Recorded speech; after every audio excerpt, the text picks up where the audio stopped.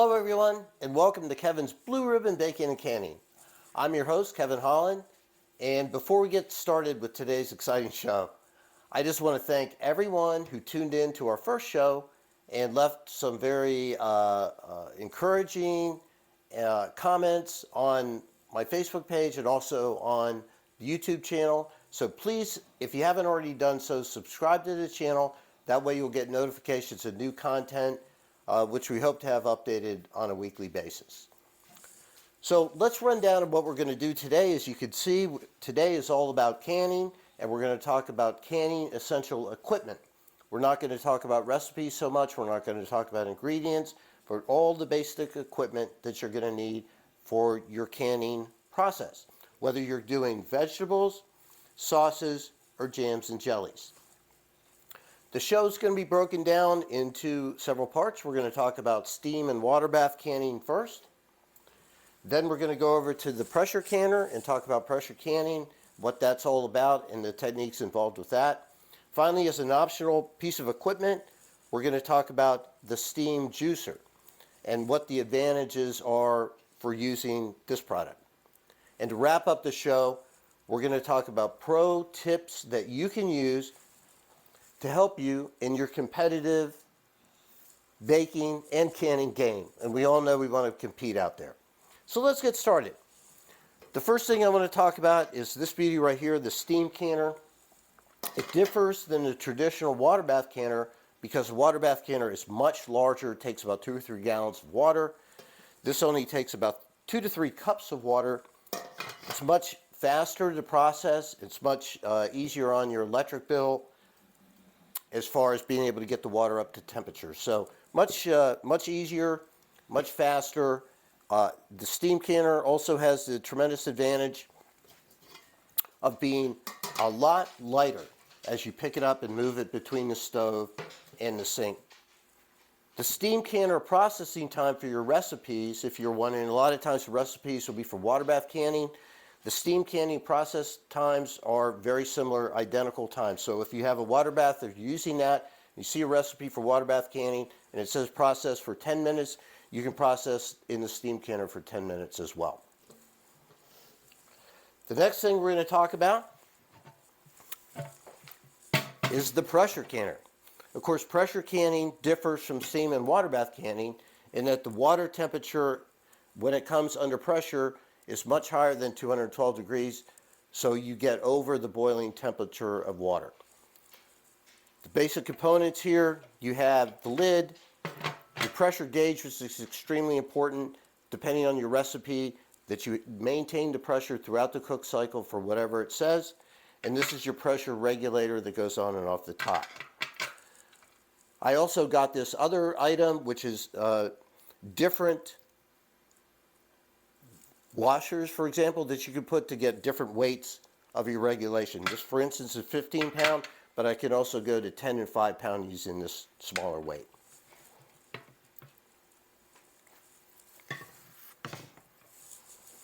The next thing we'll talk about is the steam juicer.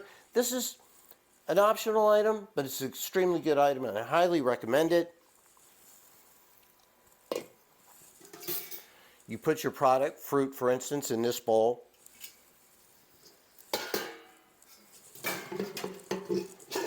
As you process the fruit or vegetable, the juice will accumulate down here where you have your spigot. You can get it at the end of the cook.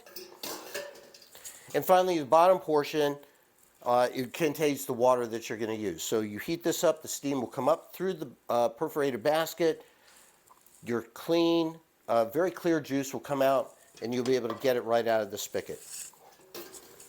This is much preferable to the traditional method of getting your product for jelly, because if you use the traditional method of a straining bag or mixing it, you're going to get the starch from the fruit is going to go down into your jelly, and you're going to get a very cloudy jelly. It's going to taste fine. It's going to be a little bit cloudy. But if you look at these items right here, this is a papaya jelly, and this is a kiwi jelly. You can see they're nice and clear. So I use the steam juicer to get these. Highly recommend it, particularly if you're going to get into the competitive world. A couple of canning notes. Whether you're pressure canning or water or sea bath canning, it is very, very important that you follow the USDA, U.S. Department of Agriculture, recommended recipes, that they are approved for the time that you need to process the item. Make sure that you don't deviate from the pressure in the pressure canner or the time that it takes you to process in the steam canner. Can't tell you enough. It's very important to follow those recipes very, very carefully. USDA guidance. The second thing, as you can see here, we have a glass top cooktop. You may be wondering whether these items can go on various certain tops like induction or other glass tops. Make sure before you start, you buy one of these pressure canners or steam canner or anything, make sure that you check your manufacturer's requirements on whatever stovetop you have. If it's induction, this aluminum base is not going to work, so make sure you check very carefully between the material you have for your product and what you have in your cooktop. Let's go over some of the basic equipment. Obviously, you've got your jars, this quart, pint, and half pint. You have your rings or bands, and then you have your lids that will go on the jar, various types.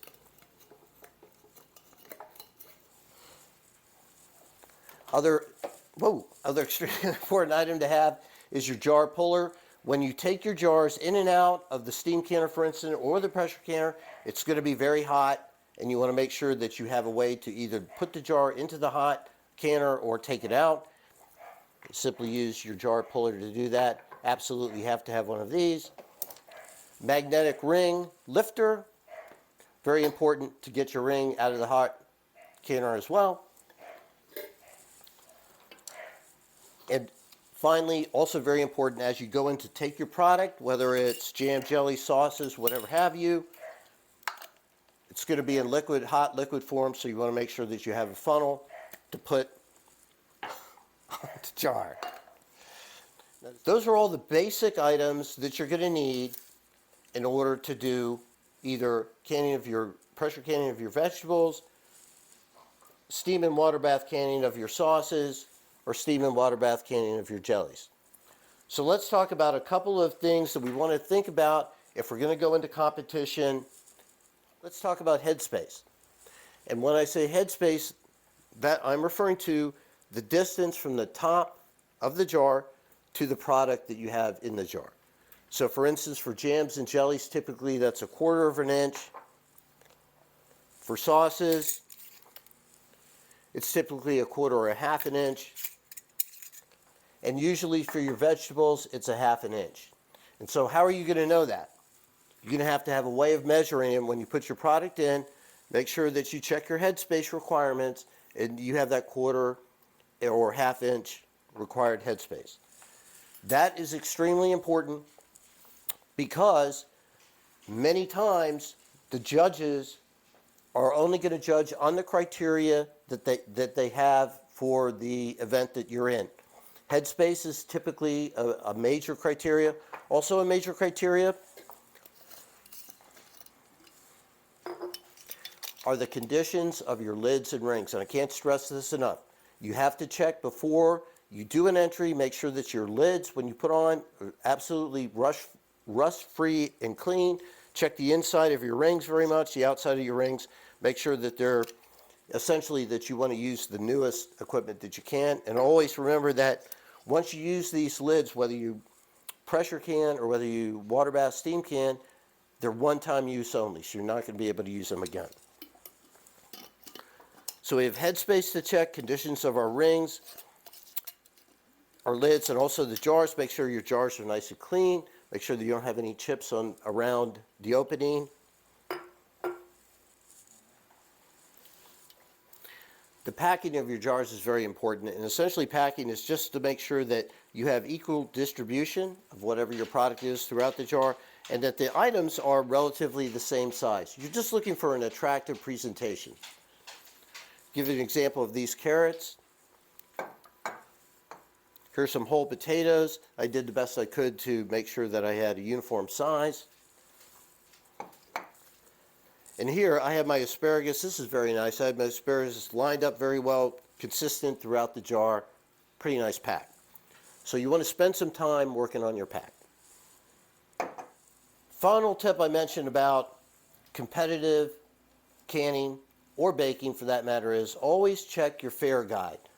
Whichever competition you have, usually for each category they'll give you the criteria that the judges are looking for.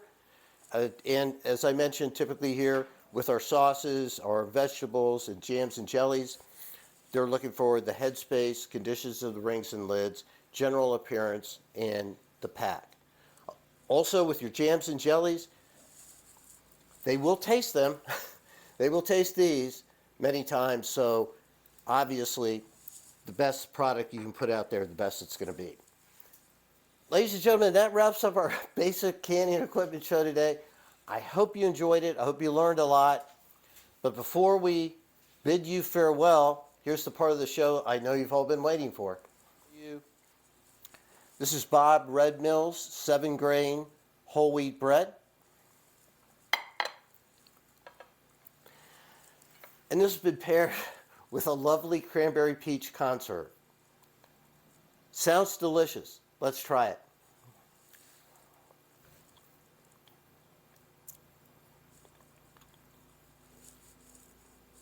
That's really good. That's really good. Again, thanks for tuning in. Look forward to seeing you next week. And until then, may all your loaves rise and all your jars seal. See you next time.